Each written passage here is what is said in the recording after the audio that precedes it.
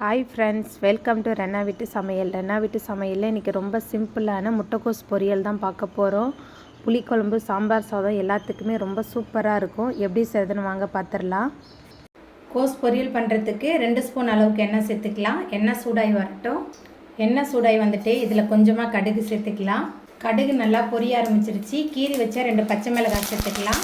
இது கூடவே பொடியாக நறுக்கின 10 சின்ன வெங்காயம், கொஞ்சமாக கருவேப்பிலை எல்லாத்தையும் சேர்த்துட்டு நல்லா வதக்கிடலாம். ரொம்ப சிம்பிளான முட்டைக்கோஸ் பொரியல் தான். காரக்குழம்பு, புளிக்குழம்பு, அதுக்கப்புறம் சாம்பாருக்கெல்லாம் தொட்டு சாப்பிட்லாம். ரொம்ப சூப்பராக இருக்கும். காரம் பச்சை மிளகாய் காரம் மட்டும்தான். நீங்கள் பொடியாக நறுக்கி கூட சேர்த்துக்கோங்க. நான் இன்றைக்கி கீரி தான் சேர்த்துருக்கேன். வெங்காயம் நல்லா வதங்கி வந்ததுக்கப்புறமா நறுக்கி வச்சுருக்கிற முட்டைக்கோஸ் சேர்த்துக்கலாம்.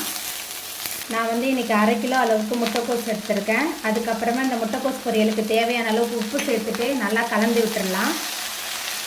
முட்டைக்கோஸ் பார்க்குறதுக்கு தான் நிறையா தெரியுது, ஆனால் வதங்கி வெந்து வந்த பிறகு ரொம்ப கம்மியாயிடும்.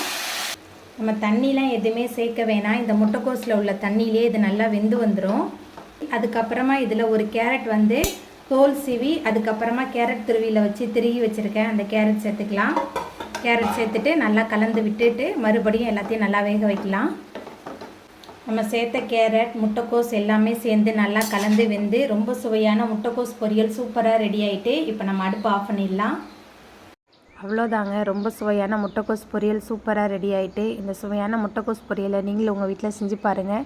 இந்த வீடியோ உங்களுக்கு பிடிச்சிருந்தா லைக் பண்ணுங்கள், ஷேர் பண்ணுங்கள், கமெண்ட் பண்ணுங்கள், சப்ஸ்கிரைப் பண்ணுங்கள். என்னோடய வீடியோ பார்த்தவங்க எல்லாருக்குமே ரொம்ப ரொம்ப நன்றி.